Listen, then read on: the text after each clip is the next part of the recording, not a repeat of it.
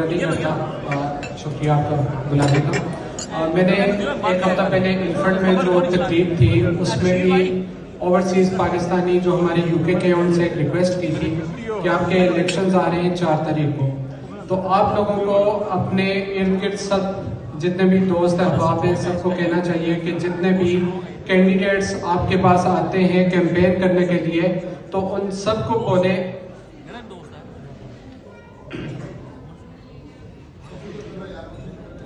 आपके पास कैंपेन करने के लिए जितने भी कैंडिडेट्स आते हैं अपने दोस्त अहबाब को कहें कि उन सब से एक वहाँ पे एक वादा लें कि वो जब भी असेंबली में जाएंगे एमपी बन के तो वहाँ पे पाकिस्तान में ह्यूमन राइट्स की जो वायलेशंस हो रही है उसके ऊपर आवाज़ उठाएंगे और इसको ये अपनी आप लोग आवाज़ वहाँ तक पहुँचाएं।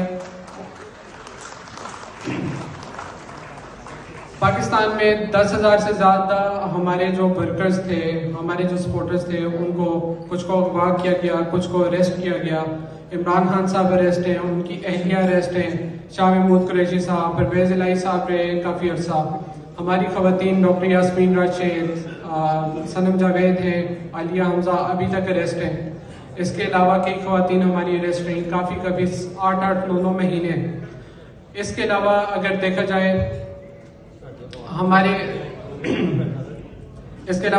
जाए तो हमारे अभी भी जितने भी केसेस हैं उनमें बेल्स नहीं हो रही। कोई भी केस लगता है किसी जज के पास तो वो जज या तो सुनता नहीं है तो या कहते हैं कि हमारे पास अभी तक केस की रिपोर्ट नहीं आई।